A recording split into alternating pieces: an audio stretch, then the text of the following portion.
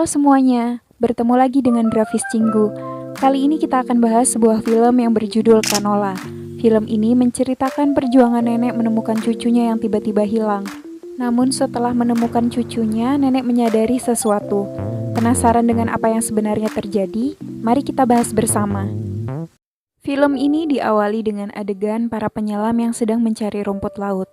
Seorang gadis kecil tampak berada di pinggir pantai menunggu dan menyemangati neneknya yang sedang bekerja. Lalu nenek mendatangi gadis kecil itu. Gadis ini bernama Lee Heji, sedangkan nenek bernama Hong Ge-chun. Heji melihat lumba-lumba dan bertanya pada neneknya, manakah yang lebih luas, langit atau lautan? Nenek berkata lautan lebih luas. Heji pun bertanya lagi, bagaimana nenek mengetahuinya? Nenek mengatakan bahwa jika kelak Heji dewasa, dia akan mengetahuinya dengan sendirinya. Dan film ini pun dimulai. Malam harinya nenek terbangun mendengar teriakan Heji di kamar mandi yang diganggu oleh Toya, babi peliharaan mereka. Nenek menolongnya dan kembali menidurkan Heji. Nenek tampak sangat mencintai cucunya itu. Esok harinya, Heji kembali menemani nenek ke laut. Saat pulang, Heji yang digendong oleh neneknya meminta turun dan berlari ke sebuah toko alat tulis. Rupanya, Heji menginginkan sebuah krayon dan memohon neneknya untuk membelikannya. Awalnya nenek menolak, namun pada akhirnya nenek menerima permintaan Heji dan membayar krayon tersebut dengan seekor belut. Sesampainya di rumah, Heji sangat bahagia dengan krayon barunya. Dia memamerkannya pada Toya dan menggambar dimanapun dan apapun di sekitarnya. Esoknya, nenek mengajak Heji ke makam ayahnya. Heji menceritakan krayon barunya pada ayahnya. Rupanya ayah Heji telah tiada sejak Heji masih bayi, sedangkan ibunya pergi meninggalkannya sejak lama, dan kini Heji hanya memiliki neneknya. Malamnya nenek mengajak Heji segera tidur karena besok pagi-pagi sekali mereka akan ke pasar. Heji yang sedang menggambar pun memasukkan satu krayonnya ke dalam tas agar bisa menyelesaikan gambarnya nanti dan tidur. Besok harinya di pasar, Heji meminta dibelikan sepasang gelang yang disukainya. Lalu mereka pun lanjut berbelanja. Nenek meminta Heji terus berpegangan pada bajunya selama di pasar. Namun saat nenek fokus berbelanja, dia tidak menyadari bahwa Heji telah melepaskan pegangannya pada nenek. Saat nenek menyadari Heji tidak ada, dia pun segera melepaskan semua belanjaannya dan berlari mencari cucunya tercinta. Namun sayang, hal tersebut sia-sia. Heji telah menghilang. 12 tahun berlalu. Di sebuah toko kosmetik, nampak seorang gadis berambut pendek bersama seorang temannya menguntil. Terdengar gadis berambut panjang memanggil Heji pada gadis berambut pendek itu dan mengajaknya pergi dari toko. Sesampainya di rumah, mereka tampak kedinginan. Listrik diputus karena tidak dibayar, dan mereka juga kelaparan. Teman Heji ini bernama Minhe. Dia protes karena Heji menggambar dengan pensil alis miliknya. Lalu tiba-tiba dua orang teman lelaki mereka datang dan mengajak mereka keluar. Mereka rupanya pergi ke warnet. Dua lelaki itu bernama Cholhun dan Chonghae. Mereka berhasil menipu seseorang dengan berpura-pura menjadi kupu-kupu malam untuk memeras. Setelah berhasil, mereka memaksa Minhe untuk membantu aksinya. Minhe menolak karena takut. Namun dua temannya itu memaksanya dan menyakitinya. Melihat itu, Heji geram dan terpaksa bersedia menggantikan Minhe. Selanjutnya, Heji pergi ke motel tempat perjanjian dan menemui pria hidung belang yang sebelumnya chat dengan Chonghae dan Cholhun. Di dalam kamar, Heji mengulur waktu dan membuka kunci pintu. Setelah berhasil mengalihkan perhatian pria itu, Heji memberikan kabar lalu Minhe dan Chulhun menerobos masuk dan memvideo lelaki itu. Mereka kemudian mengancam akan menyebarkan video jika lelaki itu tidak membayar mereka. Namun lelaki itu menolak dan mencoba kabur. Cholhun dan Chonghae kemudian memberinya pelajaran, namun tanpa sengaja membenturkannya hingga tidak sadarkan diri. Setelah kejadian itu, mereka yang panik langsung pergi berkemas dan berpencar untuk menghilangkan jejak. Heji yang tidak memiliki tempat untuk dituju duduk di bangunan pinggir jalan. Minhe mendatanginya dan membawakannya makanan. Mereka pun makan bersama, hingga tiba-tiba Minhe melihat iklan orang hilang pada kotak minumannya. Minhe mengatakan bahwa gadis yang hilang itu memiliki nama yang sama dengan Heji, namun marganya Lee. Heji menatap iklan yang sama pada minuman miliknya juga dan hanya terdiam. Wajahnya tampak sedih. Sementara itu, keadaan nenek saat ini sudah semakin tua. Sepulang mencari tanaman, dia menatap poster pencarian cucunya yang sudah terkelupas dan usang. Ketika di rumah, seseorang datang dan membujuk nenek menjual rumahnya yang sudah tua itu. Namun nenek terus menolak dan mengusirnya. Saat di pantai, tetangganya yang bernama Sukho meminta nenek mempertimbangkan kembali menjual rumahnya, agar dia memiliki hunian yang lebih layak. Namun nenek takut Heji nanti pulang dan mencarinya di rumah itu, sehingga dia menolak pindah. Di laut tampak lumba-lumba melintas. Nenek segera berdoa penuh harap, memohon agar cucunya bisa segera kembali. Lalu Sukho mengatakan andai lumba-lumba bisa mengabulkan doa, pasti dirinya sudah kaya raya sekarang. Namun tiba-tiba Sukho mendapatkan telepon dan tampak tidak percaya dengan apa yang didengarnya. Rupanya telepon itu mengabari bahwa Heji telah ditemukan. Sukho dan istrinya Myong-ok bergegas mengantarkan nenek ke lembaga terkait untuk menemui Heji. Nenek tampak sudah sangat tidak sabar menemui cucunya. Namun sebelum menemui Heji, nenek perlu memeriksa dulu beberapa berkas untuk memastikan bahwa dia benar cucunya. Petugas kemudian meminta nenek mengisi formulir untuk tes DNA dan menanyakan apakah benar ibu Heji bernama Pak Sohee, dan nenek mengatakan betul itu adalah menantunya. Petugas selalu menyampaikan bahwa Pak Sohee lah yang menculik Heji, namun dia telah meninggal dalam sebuah kecelakaan. Saat kecelakaan itu ada juga Heji dan suaminya yang berhasil selamat. Namun suami Pak Sohee menolak untuk mengasuh Heji dan meninggalkannya di panti asuhan. Rupanya selama ini Heji tinggal di panti asuhan. Pengecekan berkas pun selesai dan petugas segera menjemput Heji. Nenek terlihat sangat tegang. Beberapa saat kemudian Heji dibawa masuk. Mata nenek berbinar melihat Heji dan segera mendatanginya. Nenek pun menangis dan menyentuh wajah Heji. Heji bahkan masih memakai gelang yang dibelikan nenek di pasar saat itu. Pertemuan pun berlangsung sangat mengharukan. Mereka kemudian berfoto bersama. Di rumah, semua orang bersiap membuat pesta penyambutan. Heji mencoba membantu, namun nenek memintanya untuk masuk dan beristirahat saja. Heji pun masuk ke kamar dan melihat krayon miliknya dulu. Rupanya Heji masih menyimpan krayon kuning yang sempat dibawanya di tas sebelum menghilang dan mengembalikannya pada tempatnya. Nenek tiba-tiba masuk dan terkejut Heji masih mengingat krayonnya. Nenek juga mengatakan, mulai saat ini mereka akan hidup bahagia bersama. Malamnya pesta diadakan bersama para tetangga. Mereka membicarakan tentang masa kecil Heji dan babi peliharaan mereka di masa lalu. Heji pun masih mengingat nama babinya Toya. Besok harinya nenek mengajak Heji ke pasar untuk berbelanja baju, pakaian dalam, bahkan juga seragam karena Heji akan bersekolah di sana. Nenek sangat terharu melihat cucunya kini telah tumbuh dewasa. Setelah dari pasar, Heji menelpon Min-hee dari telepon umum. Min-hee mengabari bahwa syukurlah pria yang dihajar di motel saat itu tidak meninggal.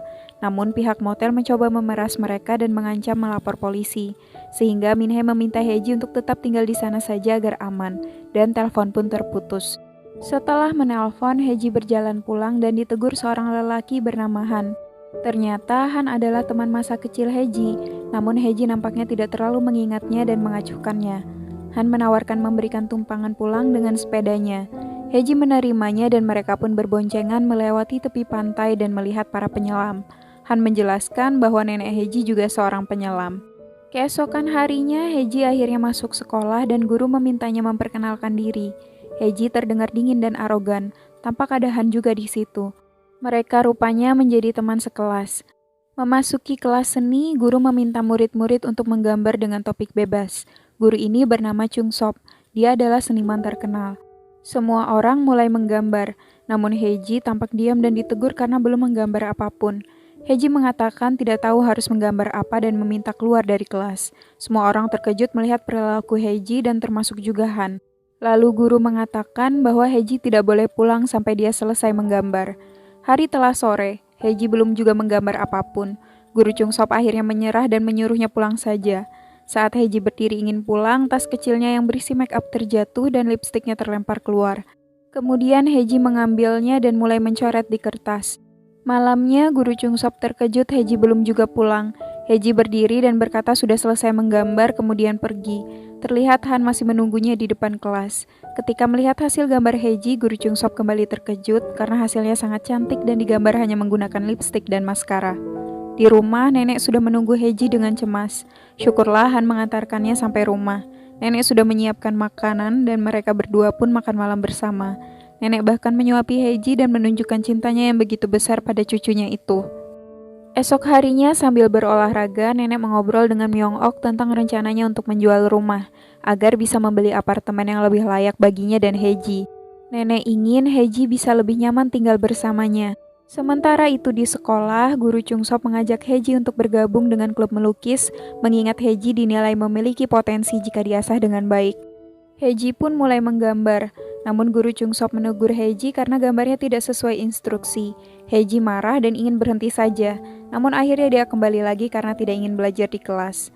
Di rumah, Heji mulai mempelajari berbagai referensi lukisan, sementara nenek menemui makelar yang ingin membeli rumahnya.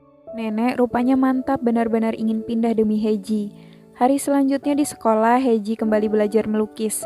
Guru Chungsop memberikannya beberapa trik melukis dengan memperhatikan cahaya. Saat pulang, Han memanggil Heji dan mengajaknya ke tempat rahasia di mana dia menyimpan kontak musik dan mendengarkan lagu bersama. Tiba-tiba handphone Han berbunyi. Heji baru menyadari Han rupanya memiliki handphone dan meminjamnya untuk menelpon Minhe. Sementara itu, Minhe rupanya sedang bersama dengan Chulhon dan Chunghae. Mendengar Minhe menerima telepon dari Heji, mereka merebutnya dan mengancam Heji untuk memberikan uang pada mereka dengan menjadikan Minhe sebagai taruhannya. Setelah menutup telepon, Minhe tampak gelisah dan bingung. Han yang melihatnya merasa penasaran dengan apa yang sebenarnya terjadi. Di rumah, beberapa orang datang dan melapor pada nenek bahwa mereka melihat Heji berperilaku dan berpakaian tidak pantas. Bahkan dia juga menyebat. Meskipun begitu, nenek tetap membela cucunya itu. Kembali ke sekolah, Heji kembali ditegur gurunya karena gambarnya yang terkesan sembrono dan mudah sekali menyerah. Guru Chungsop mengatakan bahwa selama ini nenek selalu mendatanginya dan memohon padanya untuk mengajari Heji, hingga membawakannya banyak sekali bahan makanan. Maka dari itulah dia bersemangat mengajari Heji. Mendengar itu, Heji terkejut dan tidak menyangka bahwa nenek sangat memperhatikannya. Di hari libur, semua orang berkumpul pada acara persembahan untuk Dewa Lautan. Namun Heji kabur dari acara dan berlari ke rumah. Di rumah, Heji mencuri buku tabungan nenek dan segera pergi ke ATM. Dia ingin menggunakan uang itu untuk membantu Minhe, namun hatinya ragu dan akhirnya mengurungkan niatnya itu. Sementara di rumah, nenek menyadari tabungannya hilang dan memanggil polisi. Namun polisi tidak menemukan tanda-tanda penyelundupan. Saat Heji pulang, polisi sempat bertanya dan membuatnya gugup. Heji kemudian segera masuk dan mencoba mengembalikan buku tabungan. Namun Suko tiba-tiba memergokinya dan seketika curiga, meskipun Heji mencoba untuk ngeles.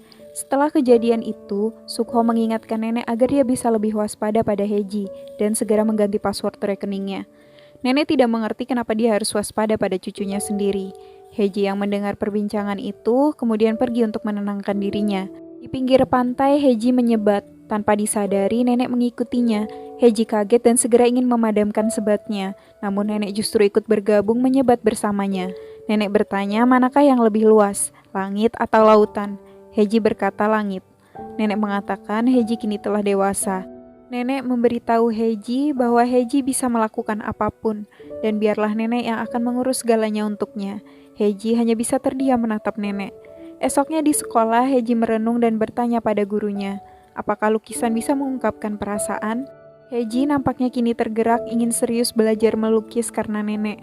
Hari selanjutnya, Heji pergi bersama guru Chungsop untuk belajar melukis dengan lebih serius.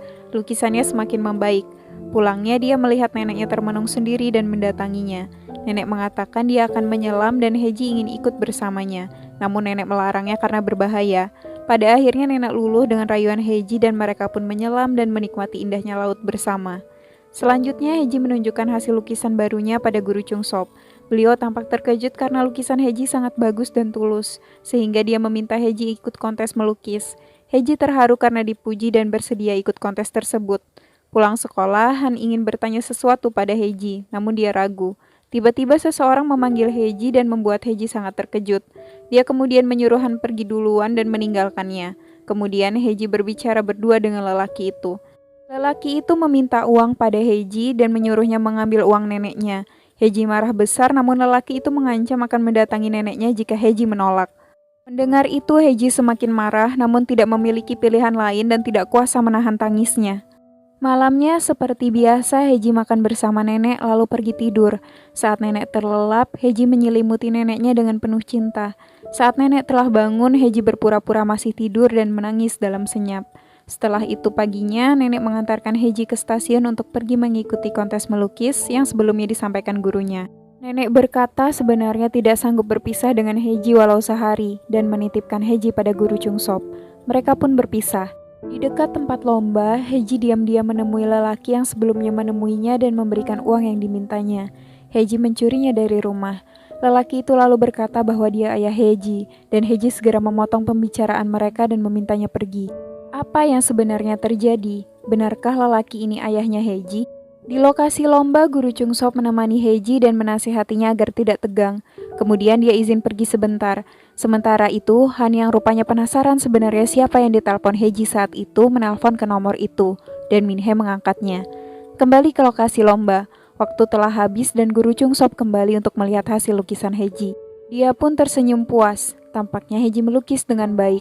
Lalu Guru Chungsop menemukan sepucuk surat tertempel pada lukisan itu dan menyadari Heji menghilang. Ternyata Heji telah berencana pergi meninggalkan nenek dan mengakui sesuatu melalui lukisannya yang diberi judul pengakuan. Heji mengucapkan terima kasih dan maaf pada Guru Chungsop. Dia juga menitipkan nenek padanya. Sementara itu di rumah, Sukho menemui nenek dan bertanya di mana Heji. Dia terlihat ingin menyampaikan sesuatu namun ragu-ragu. Ternyata hasil tes DNA nenek dan Heji sudah keluar, namun hasilnya tidak cocok. Nenek bersikeras menolak mempercayai hasilnya. Sukho terus mencoba meyakinkan nenek dan mencurigai Heji berpura-pura menjadi cucunya karena ingin mengambil uang nenek. Sukho kembali mengingat saat dia memergoki Heji dan meminta nenek untuk memeriksa kembali tabungannya. Mendengar itu nenek sangat marah dan tetap mempercayai Heji. Sukho yang sebetulnya sangat peduli pada nenek akhirnya menyerah dan mengalah.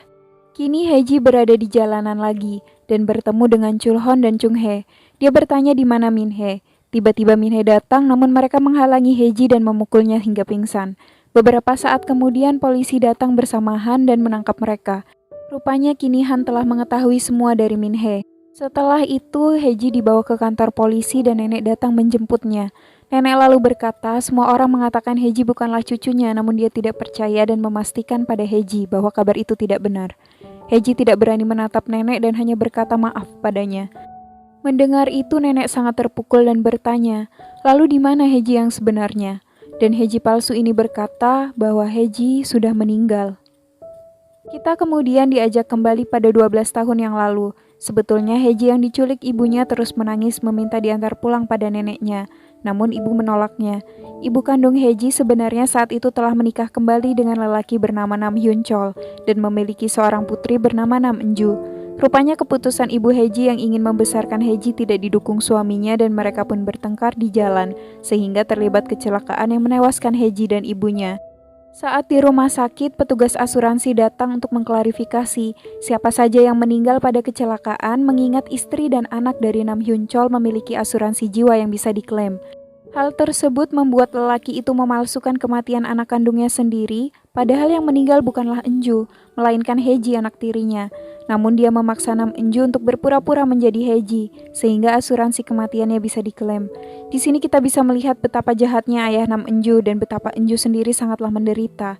Setelah itu nenek mendatangi tempat persemayaman Abu Hejin dan pingsan, sedangkan Enju didakwa bersalah atas kasus pencurian.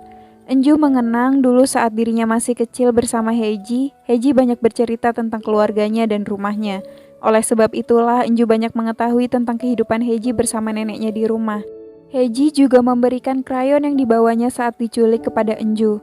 Setelah semua kejadian itu, nenek kembali sendirian di rumahnya dan mulai berhalusinasi mengenai Heji cucunya yang telah tiada. Tiba-tiba Guru Chungsop datang dan mengantarkan hasil lukisan Enju yang memenangkan lomba saat itu. Nenek mengabaikannya, namun Guru Chungsop tetap memohon nenek menerimanya dan meninggalkan lukisan itu. Saat nenek membukanya, terlihat lukisan indah Enju yang menggambarkan nenek berenang bersama dua gadis kecil. Lukisan berjudul pengakuan itu menggambarkan nenek bersama Heji dan Enju. Secara tidak langsung, Enju mengakui bahwa dirinya bukanlah Heji, namun dia bahagia bersama nenek. Melihat itu nenek menangis terharu. Beberapa waktu kemudian, Heji kini telah dibebaskan dari penjara. Dia menjalani hidup yang normal dan bekerja sambilan sebagai kasir. Tiba-tiba Sukho datang menemuinya. Dia meminta maaf mengganggu Enju dan memberi kabar bahwa nenek sudah menghilang selama seminggu. Sudah cukup lama rupanya nenek tinggal di panti jompo sendiri. Nenek menolak merepotkan Sukho dan tidak ingin mengabari Enju. Mendengar itu Enju sangat sedih dan memutuskan mulai mencari nenek di pasar di mana Heji hilang saat dulu. Banyak orang tidak melihatnya, bahkan tidak peduli. Sebagian pernah melihatnya namun dengan kasar mereka berkata bahwa nenek mungkin sudah meninggal. Setelah beberapa lama mencari, Enju akhirnya berhasil menemukan nenek yang tampak sangat linglung. Tubuhnya kotor dan lusuh, bahkan nenek juga sulit mengenali orang lain. Saat menatap Enju, nenek memanggilnya Heji dan Enju memutuskan dia ingin merawat nenek dan berperan sebagai Heji. Setelah kejadian itu, dengan pertolongan beberapa pihak, akhirnya mereka diizinkan tinggal kembali di rumah lama nenek yang sudah dijual. Semua orang pun bekerja sama untuk memperbaiki rumah yang keadaannya terbengkalai lama. Setelah semua bersih, Enju membawa nenek lagi ke sana untuk tinggal. Keadaan nenek saat ini sangatlah buruk. Kadang nenek ingat pada orang-orang di sekitarnya, namun lebih sering nenek lupa. Musim dingin kini telah datang dan salju mulai turun. Enju kini hanya berdua dengan nenek dan merawatnya. Mereka selalu menghabiskan waktu bersama. Namun keadaan nenek sekarang semakin memburuk dan tidak bisa mengingat apapun. Suatu malam setelah mengantarkan nenek tidur, Enju duduk dan menyalakan radio di dekatnya. Tiba-tiba terdengar suara rekaman nenek. Rupanya sebelum keadaan nenek memburuk, di panti jompo nenek sempat merekam hal-hal yang ingin disampaikannya pada Enju. Pada awal rekaman, nenek memberitahu Enju sandi rekeningnya dan meminta izin untuk memanggil Enju dengan nama Heji. Lalu nenek mengungkapkan sebuah pengakuan, bahwa sejujurnya nenek sudah tahu bahwa Enju bukanlah Heji, namun nenek menolak mengakuinya. Nenek dulu berpikir alangkah lebih baik jika meninggalkan dunia ini tanpa menyadari Enju bukanlah Heji. Namun kini nenek sadar Enju juga cucunya, karena menjadi keluarga tidak selalu harus sedarah. Bagi nenek, Enju adalah cucunya dan menasehatinya agar menjalani hidup dengan lebih baik. Nenek juga berterima kasih karena Enju telah mewarnai hari-harinya yang begitu berat dan berkata tidak ingin meninggalkan Enju. Mendengar itu, Enju hanya bisa menangis dan meminta maaf pada nenek. Beberapa waktu kembali berlalu. Kini musim telah berganti dan nenek dirawat di rumah sakit. Enju melukis bunga kanola untuk nenek. Nenek memanggil Enju dan berkata sudah saatnya nenek bertemu dengan Heji yang sudah lama dinantinya. Nenek berpesan agar Enju dapat menjalani hidupnya dengan baik dan sekali lagi berterima kasih karena Enju telah menjadi cucunya. Begitulah nenek pergi meninggalkan Enju untuk selamanya. Pada akhirnya penantian panjang nenek untuk bertemu dengan Heji terwujud. Di Taman Bunga Kanola, nenek menyambut cucunya Heji dan menciumnya dengan penuh cinta. Dan begitulah kisah ini berakhir.